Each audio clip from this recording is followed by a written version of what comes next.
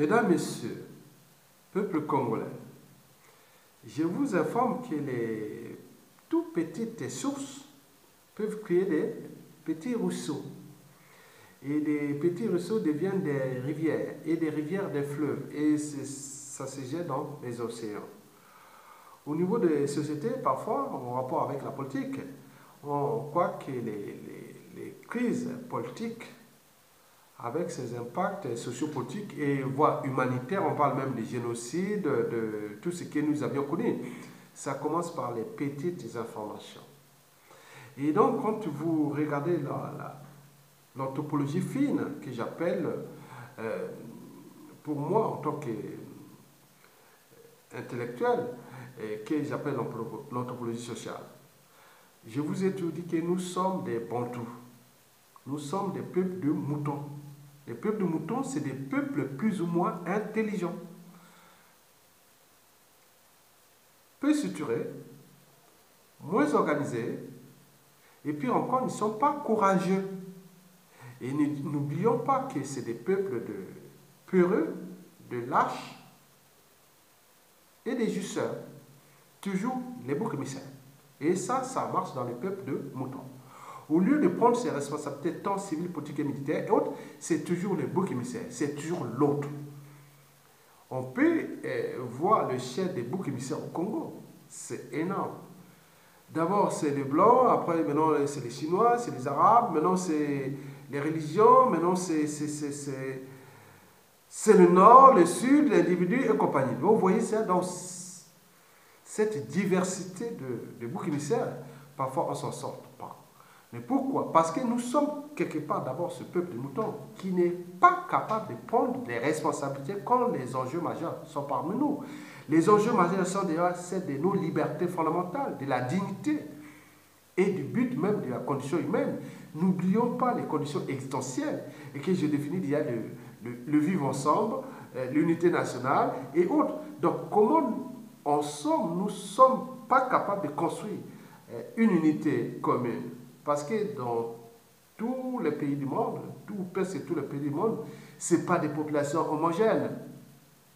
Mais pourquoi nous ne sommes pas capables de s'entendre à ça? Donc, je reviens sur la problématique posée. Parce que je vous dis que l'ignorance est la pire des souffrances.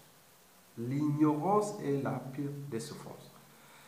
Le savoir et la connaissance libèrent. Ce qui fait que pour construire des sociétés nouvelles ou dans un monde meilleur, construire un monde meilleur, il faut tout justement les gens qui pensent, qui répondent, qui nourrissent des débats, parce que ce sont les idées qui mènent le monde. Et par conséquent, nous devons mettre ces idées en partie. Mais comme nous sommes dans un milieu ou dans un pays où nous n'avions pas encore franchi certaines barrières, qui sont celles de l'histoire humaine ou de la civilisation. Donc on est dans la récurrence de ces mêmes amalgames négationnistes et autres, c'est sans fin. Et donc on va à reculons. Et parmi ces problématiques d'histoire de l'humaine et de la civilisation, tous disent les problématiques de la tribu. On n'est pas encore sorti de là, malgré les diplômes et compagnie, on en voit toujours. Donc ça devient un problème. Et ce problème-là va certainement nous détruire, puisqu'on n'est pas capable de s'affranchir de ces problématiques en mode d'organisation politique, d'accession au pouvoir, et surtout déjà de la personnalité des uns et des autres. Parce que quelqu'un qui n'a pas de sens du courage ou de sens du devoir et autres, il peut arriver comme ça et à faire la polémique, et tiens, c'est mon frère, c'est mon cousin, c'est ma tribu et autres. Donc on reste là, on ne construit pas une société dans les sentiments et les émotions. On ne construit pas la raison. La raison, c'est les droits des sociétés constituées.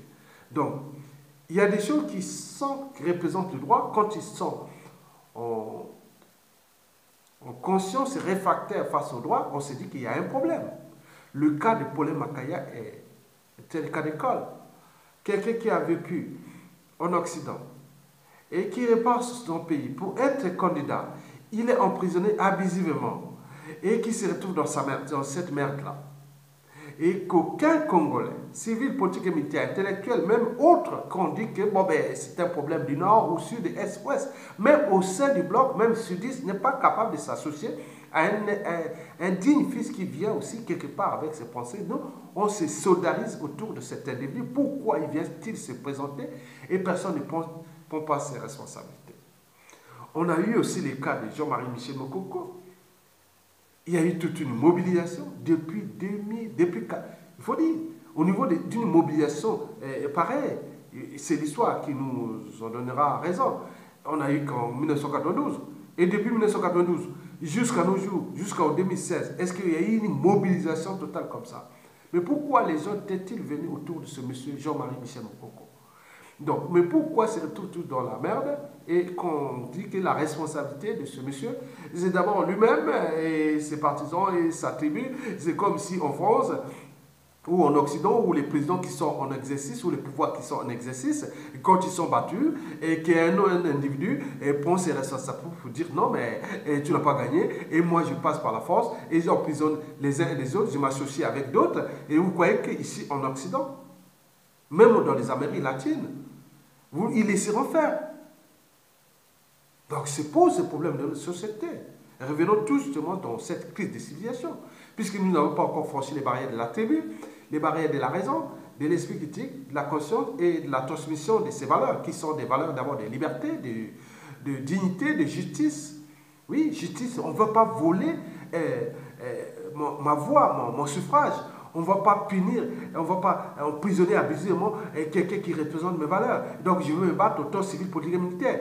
Ce n'est pas que ces valeurs, il y a aussi ce que je vous ai dit, l'existentiel, c'est-à-dire qu'est-ce que nous sommes dans nos sociétés sans dignité, liberté et autres.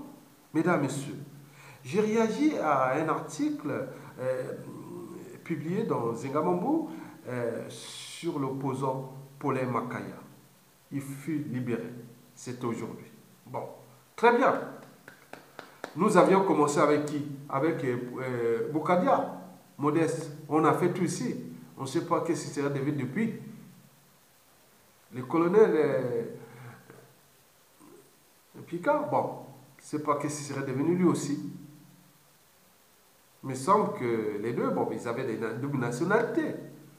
L'autre franco-congolaise et colonel Picard, franco-congolo-américaine. Bon, ils ont été sauvés par les deux grandes puissances. Mais Paulin Makaya a été libéré parce qu'il est opposant aussi. Mais est-ce que c'est parce qu'il est vécu en Angleterre? Est-ce que c'est la nationalité anglaise? Est-ce qu'il y a eu des lobbies? Donc on ne sait pas. Pour l'instant, on ne sait pas. Comment Sassou Nguesso a pu libérer M. Paulin Makaya? Et ce même Paulin Makaya ne serait pas là. C'est... Pour moi, en termes de droit, moi, ce n'est pas parce que je suis dit non ou autre. Non. C'est dit non, ce n'est pas possible.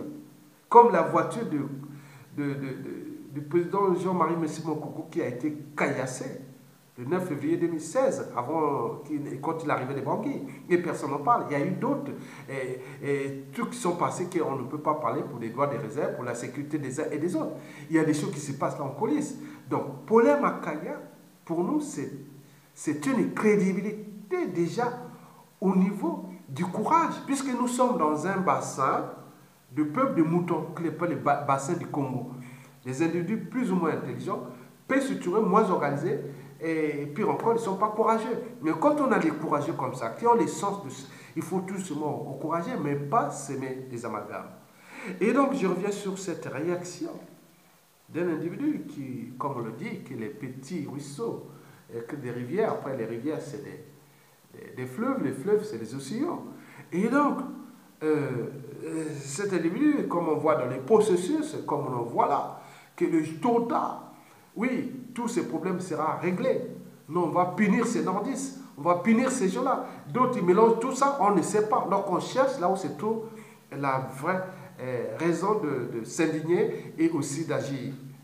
Parce que la situation de Sassou Nguesso, je vous l'ai dit toujours, elle va passer, elle va aller au-delà de la fin du XXIe siècle.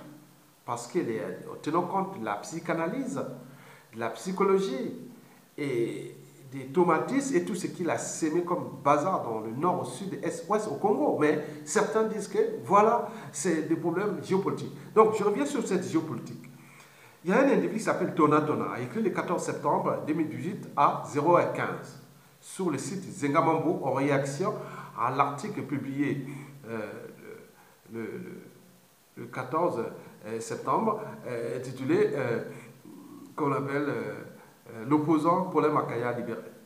Le monsieur a donné une explication qui est à son tour, parce qu'on rencontre ça. Nous avions eu beaucoup même des vidéos et autres qui sont là pour créer tout cet amalgame, ces négationnistes nord-sud, alors qu'il y a des individus au nord, au sud, est, ouest, qui ne sont responsables de rien de cette histoire. Mais les vrais Congolais qui cherchent à avancer les choses, mais on revient toujours ça pour alimenter, puisque si on alimente cette méfiance et défiance, on se rend compte qu'on reprend les mêmes erreurs, parce que l'histoire se répète. Je vous dis que cette histoire de Sassou n'est qu'au commencement. Comment on peut briser la vie des uns et des autres et abusivement comme ça?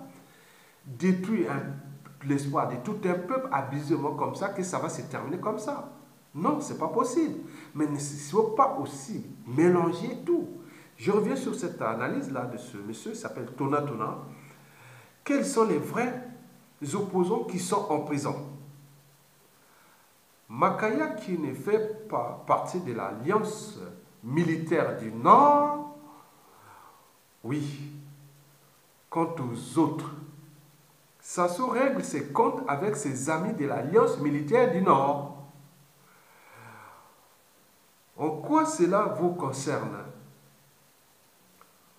Okombi et Mokoko font partie de l'Alliance militaire du Nord. Vous l'aviez oublié? Retenez ça. Très important cette histoire-là. Quand on crée que les statu quo politiques, les méfiances et de tout ce qui arrive, et que les uns des autres, les autres qui connaissent ces mécanismes, ils vont les utiliser les uns des autres pour créer ce climat de méfiance et de défiance et de statu quo politique avec ses impacts, puisque le pays ne cesse de se dégrader par rapport à ces genres de... Donc, ça, on en trouve partout. Sur les médias et réseaux sociaux. Donc, on s'est dit pour certains individus qui ont franchi ces barrières de l'histoire humaine et de la civilisation, c'est-à-dire ma conscience sera toujours au-dessus de l'appartenance. Mais eux sont toujours là pour retracer ça. Monsieur Tona Tona, au Kombi, je commence d'abord au Kombi Salissa. Bon, bien sûr, il a fait la guerre avec Sassou Nguesso dans le front 40. Il avait donné les raisons pourquoi l'Issouba avait-il trahi les acquis de la conférence nationale alors qu'il devenait président. Il a donné toutes les raisons qui ont fait qu'il devienne opposant au président élu et s'associer pour ce coup d'État. Bon, tout ça, il est encore vivant, il a des partisans, il a des raisons. Allez demander cela. Moi, je reviens sur le cas Mokoko. Pourquoi? Parce que ce n'est pas parce qu'il est de ma tribu. Non, ça n'a rien à voir. Parce qu'avant même 2016, pour ceux qui sont sur la place de Paris, depuis des années, nous avions eu des risques et des problèmes ici, sans connaître qu'on était dans le sens simplement de la liberté de conscience, au-dessus de l'appartenance. Et j'ai lutté sur ces problématiques, ça se dégage, sans qu'on ne pensait même pas de Mokoko et tout ce compagnie. Même on ne connaissait même pas les problèmes Makaya qui parlaient, qui étaient à Londres et compagnie. Nous étions sur la place de Paris pour que ça se dégage. Donc ce n'est pas le problème. Je reviens, monsieur Tona Tona, le cas Mokoko, qui fait partie de l'Alliance du Nord. Ok, très bien. Qu'il ait fait parce qu'il fait le jeu de l'Alliance du Nord. En 1990, 91, 92, Mokoko avait quel rôle? Pourquoi on est arrivé à la conférence nationale? Pourquoi on est arrivé aux élections libres et transparentes? Il n'était pas chef d'état-major des armées? Pendant Sassou Nguesso, il n'y a pas un général des chefs d'état-major des armées. Mais pourquoi tout a été déjoué depuis le coup d'état constitutionnel en passant par les hold-up électoraux et compagnie? Eh bien oui, pourquoi ce général qui est toujours en service n'a-t-il pas compris les fondamentaux des armées? Défendre le peuple, quel que soit le régime politique et les territoires. Mokoko n'avait pas à faire la guerre avec les Congolais, puisqu'il connaît que les fondamentaux d'une armée, c'est d'abord se battre contre un ennemi étranger.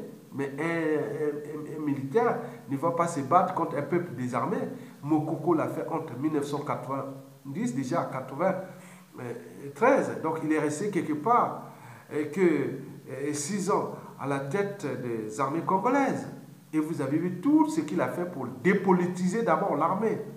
Dans les années 88, 89, 89, il est arrivé au moment où les dossiers d'Yanga étaient lancés, il est pris dans le... Mais tout ce processus est allé jusqu'à la fin du mur de Berlin et compagnie. Vous avez fait 93. On l'a dit qu'on ne peut pas changer les institutions militaires comme ça, de façon brutale. Vous voyez, donc, on l'a radié de l'armée. Qu'est-ce qu'il a fait? Il est parti en Europe, en France. Il est resté entre 1993 à 2005. Est-ce que la guerre du pool, la guerre du pool de 93-94, il était là? La guerre des coups d'État sanglants de 97 à 2005 et compagnie, avec les disparus du budget et compagnie, il était là? Il n'était pas là. Il n'était pas là. Mais lui, du Nord, soi-disant du Nord, alliance avec Sassou, pourquoi il a déjoué Sassou Nguesso en 1991, 92 et compagnie? Mais parce que dans sa conscience, dans son esprit militaire, un militaire doit avoir cet esprit à la tête qu'il est pour les fondamentaux, défendre le peuple et la nation. C'est ça les fondamentaux d'une armée. Une armée ne doit pas être au service d'un régime qui soit dictatorial ou démocratique, mais c'est le peuple. Il est là et on veut une armée. Je ne vais pas vous faire des cours comment arriver les armées. Je peux vous montrer depuis presque 10 000 ans comment sont arrivées les armées. Mesdames, Messieurs, Monsieur Tona, oui, depuis ce coup d'État sanglant de 97 à nos jours, combien du Nord au Sud sont revenus au mangeoire de Sassou Nguesso? Et certains sont toujours au pouvoir. D'autres sont morts, d'autres sont devenus des dissidents, d'autres sont des résistants et compagnie. Combien du Nord au Sud sont avec Sassou? Et donc, par conséquent, tout esprit nordiste, et qui, par exemple, le cas de Mokoko, il est revenu, je pense, en 2005, on l'a nommé, je ne sais pas quoi, extérieur. Et ce n'est pas été facile pour lui jusqu'à arriver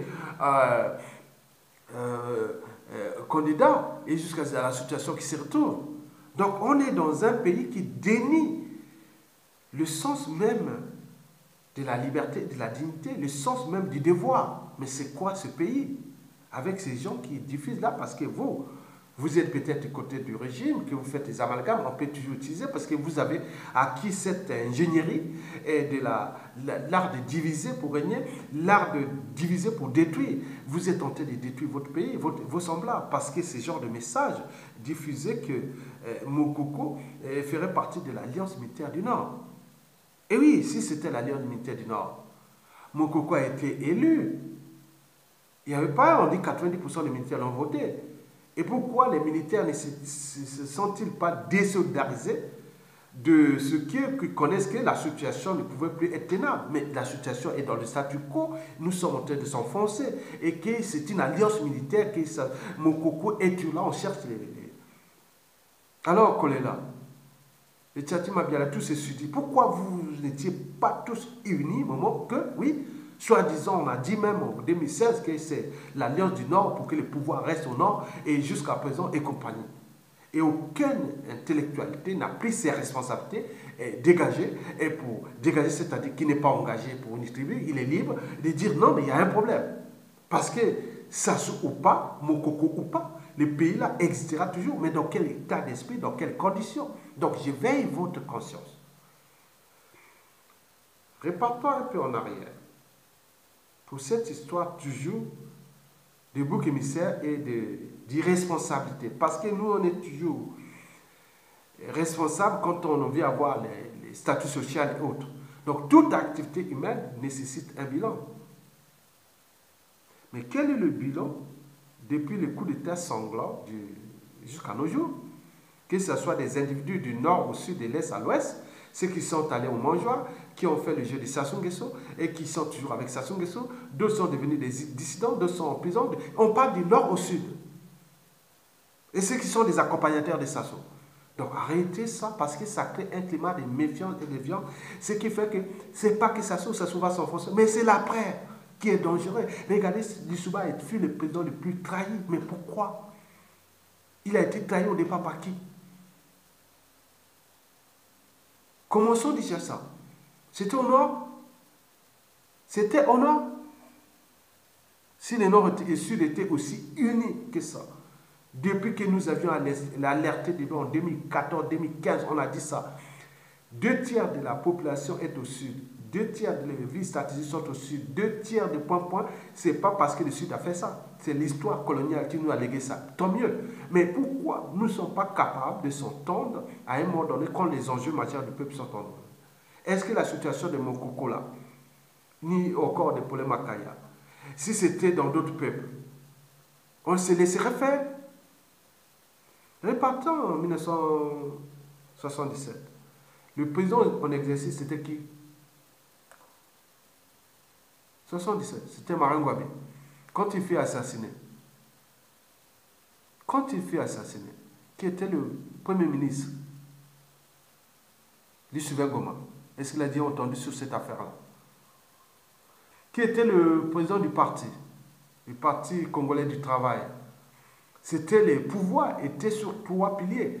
Le président de la République, le premier ministre, le président du parti, et avec le chef de protocole, au niveau protocolaire, la mort de Marwan Gwabi, le responsable serait Lucien Goma, plus le président du parti, et tout cet stationnaire avec le président de... Mais pourquoi on est venu qu'attaquer que Sassou Nguesso, que lui est responsable? Parce que pour nous, on reste toujours dans cette crise de civilisation, parce que Sassou autre. Mais pourquoi Lucien Goma? Pourquoi Jean-Pierre Tistet n'ont-ils pas pris les responsabilités? N'avaient-ils pas pris leurs responsabilités? Donc, on est responsable que pour avoir des missions, des postes dans les officines politiques et autres. Donc, on n'est pas responsable en termes, comme on voit dans les sociétés constituées. Là, on respecte des protocoles, des règles, des institutions et compagnie. Donc, il y a une responsabilité. Nous, on est dans le déni des responsabilités. Et là, on mélange Mokoko et Okombi Salissa sur une affaire d'alliance au nord. Ce n'est pas une affaire d'alliance au nord. C'est une affaire politique. Que ce serait un nordiste ou sudiste, de l'est à l'ouest, si c'était le même type d'individu comme Sassou, ce serait pareil. Ce serait pareil. Et nous, le but est de déjouer ce genre de mentalité. Mokoko, quand même, il faut le dire, Mokoko est crédible. Et comme je dis aujourd'hui, Polé Makaya a acquis une crédibilité, du courage. Parce que dans ces sociétés où nous sommes en présence des peuples de moutons, c'est des peuples courageux, excusez-moi. Donc quand on trouve les courageux comme ça, c'est tant mieux pour la suite. Donc ne venez pas s'incruster sur l'histoire de Polé Makaya. C'est une histoire congolaise. Et que le peuple congolais saura, au moment venu, et dans l'évolution de la situation, par rapport à ses responsabilités, qui va prendre au niveau, tout ce qui va se faire. Les autres sont partis, ils sont morts là. Les Boukadia, les autres, on n'en parle plus. Peut-être qu'ils vont revenir comme ça. Maintenant, là, il vient de sortir. On va voir. Mais peut-être Mokoko aussi sortira. Et autres. Mais si individuellement, on ne peut pas prendre les responsabilités, déjà ces gens-là, mais ceux qui se disent opposants, qui sont à l'extérieur, qu'est-ce pour qu'ils n'ont pas pris les responsabilités? Donc, la faute n'a pas de chance. La faute aux autres. La faute pas à moi. Et comme disait dans un reportage à Arte, que les Africains, c'est quand même bizarre, c'est les seuls peuples au monde et qui se remettent qu'aux autres pour construire leur propre liberté et développement. Donc on voit là, c'est cette culture de bouc émissaire parce que nous n'avions pas encore franchi ces barrières. Nous raisonnons sur les émotions, les sentiments et ces crises. Non, ce n'est pas possible. Polé Makaya est sorti de là. Il ne devait pas être dans cet enfer. Il vient de sortir, tant mieux. Pour nous, c'est tout bénéf parce que nous avions fait des vidéos, des manifestations et autres ici, sur la place de Paris déjà. Et donc, par conséquent, c'est lui de prendre cette responsabilité qui devient lourde pour lui et pour la suite à donner. Parce que je vous ai dit que le président Mokoko, libéré ou pas, moi, vous voyez toutes mes vidéos, j'ai parlé même, oui, dans la transition politique, ceux qui peuvent voir pour peut-être sauver Sassou Nguesso dans le sens de la dignité, c'est tout simplement les Polé Makaya et les Mokoko. Est-ce que pour eux, ils pensent maintenant l'histoire du nord au sud? Combien de nordistes ont été tués pendant Sassou Nguesso? Combien de sudistes aussi? Combien de toutes les familles? Mais pourquoi revenir sur ça? Le but est que ce monsieur-là puisse partir, nous laisser en paix parce qu'il va nous laisser un pays peut-être ingouvernable, un pays peut-être une poudrière. Avec tout cela, il faut pas énerver les intelligents qui seront là peut-être pour repenser notre mode d'organisation politique, économique et sociale et culturelle et voire sociétale de cette société congolaise. Donc il ne faut pas rester dans ce cadre de la méfiance. L'histoire de Sassou n'est pas terminée. Vous croyez que Okombi Salissa et Mokoko sont des amis? Le fait d'être des nordistes, sinon ça cesserait. Ça cesserait. Donc c'est une situation politique. En politique, il n'y a jamais d'ennemis permanents. Il n'y a jamais d'amis permanents. Il n'y a que des intérêts permanents. Les intérêts pour les autres, ils ont placé ça dans le sens de l'intérêt particulier et partisan. Mais d'autres, ils ont placé ça au-dessus de ces intérêts, qui deviennent des intérêts généraux, c'est-à-dire le sens de l'intérêt général, du vivre ensemble, de ce qui est des fondamentaux d'un État, d'une nation, d'une armée, de tout, de faire la politique. Donc vous devez comprendre ça. Nous sommes au-dessus, il faut être au-dessus de ça. Ce n'est pas alimenter des polémiques dans une situation qui est compliquée. Sassou est encore là. Sassou était là depuis ces années-là. Est-ce qu'il y avait, c'était à cause de Mokoko ou de Paulin Makaya ou de... Non, c'est une complicité nationale. Du nord au sud, de l'est à l'ouest, parce que les accompagnateurs, et les serviteurs, et les pions, et tout ça de Sassou sont du nord au sud, de l'est à l'ouest. D'où l'enjeu peut-être de mettre cette comptabilité. Vous allez voir, déjà au niveau des biens mal acquis, des crimes et autres. Pourquoi certains cherchent à ce que Sassou reste encore là? Parce qu'ils ont aussi eux-mêmes des passifs à cacher. Pour que peut-être en attendant que quand ils seront plus là, que leurs tours viendront. Mais non, ce n'est pas possible. Ce sera l'entonnoir. Le piège, d'où l'enjeu d'avoir des gens qui ont déjà une crédibilité nationale. Pour repenser ces enjeux-là. Sassou va libérer ces gens-là au compte-gouttes, tout dépend de la pression. Peut-être qu'il y a eu des pressions extérieures, on ne sait pas. Lui ne sait pas le cahier de charge de la libération de Paulin Makaya. Parce que si c'était que juridique, Paulin Makaya ne serait pas en prison.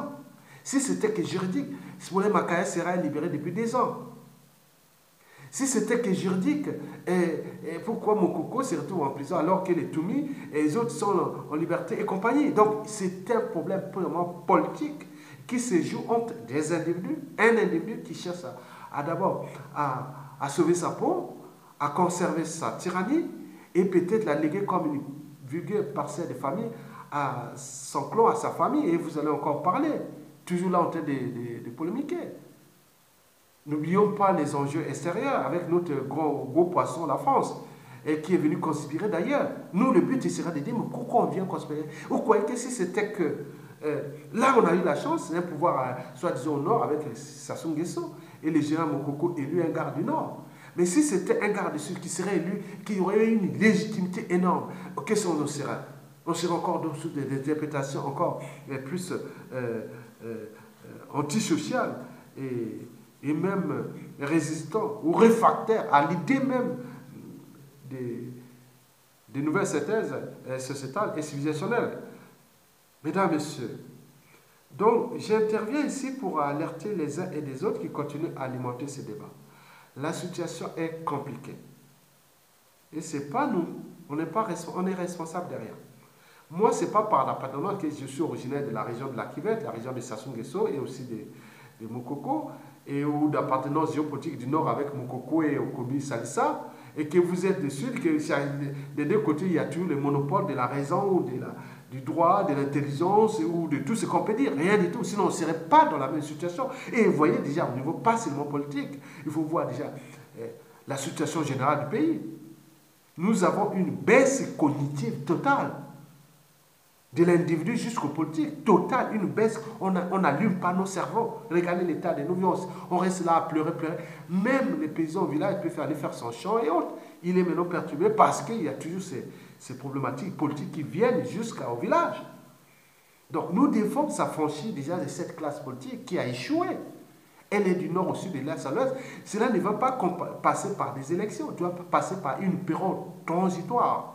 Et que nous pourrons remettre tout à plat et repenser un autre pays en termes d'organisation d'accès au pouvoir politique, économique et social. Comment gérer nos régions de manière semi-autonome avec des individus qui peuvent représenter les valeurs de leur tribus ou ethnies et autres compagnies. Parce qu'à ce moment-là, nous allons être dans une dynamique de diversité, une diversité ou même une complémentarité des régions semi-autonomes et dynamiques. Des régions peut-être écologiques, il y a des régions agricoles, des régions de tertiaire ou technologiques et compagnie, en pensant que demain, le monde de demain n'est pas développement durable, il est développement soutenable parce que les ressources nécessaires à nos besoins sont limitées. Alors que nos besoins de consommation ou de développement ou de progrès sont illimités. Donc il faut tout simplement repenser avec des gens qui ont déjà les retours d'espérance et aussi cette connaissance et pour repenser les nouveaux Congo dans ce cadre et qui peut faire que nous avions déjà un écosystème qui est déjà riche du bassin du Congo, des forêts, 60% des forêts de type jungle, des savanes, des réseaux hydrographiques, des terres et compagnie, une culture, une diversité de régions et autres. Comment ne pas l'organiser? Pourquoi rester toujours dans ces polémiques nord, sud, est, ouest? En même temps que vous êtes ici en Occident, vous rencontrez des blancs, des jaunes, des noirs, des homosexuels, des PD, des SDF, des riches, des pauvres, donc tout. Et vous êtes là, les autres sont en train de réorganiser leur société à chaque fois, mais nous sommes là pour rester toujours les boucs émissaires. Tonnant. Quels sont les vrais opposants qui sont en prison? Donc, ils se demandent que les vrais opposants qui sont en prison, et c'est ceux qui règlent les comptes avec Sassou Nguesso. Mais pourquoi eux-mêmes, si ce n'était que la situation géopolitique en Nord, mais pourquoi les nordistes eux-mêmes ne prennent pas leurs responsabilités que Sassou Nguesso est en train de noyer ce pays, il est en train de laisser quelque chose qui va être dangereux dans l'espace et le temps contre nous-mêmes au Nord. Et inversement, contre le Sud aussi, et tout ce qui pourra arriver. Donc, prenez votre responsabilité, ne plus alimenter ce genre de problème. Je pense que Paul Makaya prendra certainement sa responsabilité pour éclaircir le débat et avoir une visibilité claire du point de vue d'abord historique, parce qu'il est rentré dans l'histoire quelque part. Mais il reste aussi le présent et l'avenir. Donc, d'où l'enjeu d'activer dans le sens d'avancer ensemble. Ce n'est pas ce genre d'individus qui peuvent venir encore alimenter des haines. On en a eu ici sur la place de Paris. Sur ce site Zengamambo, on a eu sur les vidéos, on a eu ça. Maintenant, certains se sont calmés parce que la situation devient compliquée. Il y aura une comptabilité d'ailleurs. Et pour tous ces gens-là. Mais nous sommes constants, nous éveillons, nous alertons. Parce que nous avions franchi, il y a certaines barrières qui sont celles de la raison. Parce que si ça c'est un problème nord, sud, est, ouest, je serais déjà sur Sassou Nguesso depuis. Je savais qu'on ne va pas travailler dans ce régime pour le cadre du pays. On va que servir Sassou Nguesso et ses donneurs d'ordre, qui sont des réseaux des multinationales et de la France-Afrique. Ça, je le savais depuis. Puisque j'ai une culture politique que j'ai acquis déjà le fait d'être passé à l'école, au collège, au lycée des chefs de classe successifs. Hein. De la 6e jusqu'en terminale, j'étais toujours chef de classe. Arrivé à l'université, j'ai dirigé le mouvement de jeunesse, j'ai vu la fin du mur de Berlin, tout était là dans cette dynamique. Nous avions accompagné ça. Et venant les bouleversements qui sont arrivés avec l'arrivée de la culture globale et tout ça, nous sommes là dans la pensée. Nous sommes demain des gens qui peuvent arbitrer, positionner, trouver des synergies. Et oui, un ministre, un autre, c'est pas un métier, c'est une fonction. Il faut être dans le positionnement, dans les arbitrages. Et faut-il avoir des outils d'aide à la décision? Cette prise de décision viendra de tous les outils qu'il faudra mettre en place pour repenser le Congo de demain. Déjà des problèmes de ressourcement général qui concernent d'abord les Congolais, puis les Congolais d'étrangers. Mais il ne suffira pas seulement de faire ce ressourcement général. Il faudra intégrer d'autres données biostatistiques pour comprendre les Congolais en termes des identités bioculturelles et plein de choses qu'il faudra mettre dans ces indicateurs et que nous pouvons repenser, repositionner le Congo et travailler dans ces cadres qui touchent aussi notre nature, comment le Congo aujourd'hui. Regardez, nous sommes dans les villes poubelles. Des bouillons de cultures pathogènes, les villes de Brazzaville et Pointe-Noire. Oui, ça, c'est l'enfer à penser demain pour repenser les dynamismes d'une ville nouvelle qui va du sous-sol au haut et qui sera certainement dans le cadre d'une végétalisation et repenser tous les trucs. Donc, il faut des schémas directeurs, il faut plein de gens, il faut des gens qui sont là pour repenser le Congo de demain.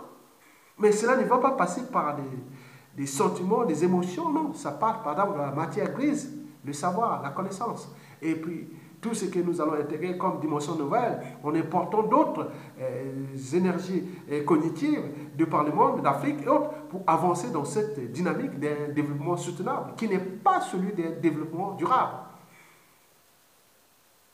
C'est un développement soutenable par rapport à la pression que nous exerçons en tant que, déjà pour notre pays, Dieu merci, nous sommes moins peuplés, mais les impacts et autres, c'est ça, les problèmes d'éducation seront intégrés. Le pacte éducation, pas seulement en termes de savoir et savoir-faire, mais au terme aussi de liberté. Oui, transmettre les valeurs de liberté, de dignité, de courage, de devoir de mémoire, du but de la condition humaine essentielle, intégré depuis les programmes de l'école primaire, collège, lycée, université, centre de recherche et développement. Donc tout est à repenser dans le sens de construire un socle de Congo de demain que nous allons léguer aux générations de 2050 à plus, pour que nous soyons comme les autres, ils sont aussi aujourd'hui ici en Occident. Parce que les pionniers ont pensé ça avant. Donc nous devons reconstruire une nation, parce que pour moi, tout ce monde-là, du nord au sud, de l'est à l'ouest, depuis Youlou jusqu'à nos jours, ont échoué. Ils ont échoué. Sinon, ça se sera. Je vous remercie et à bientôt.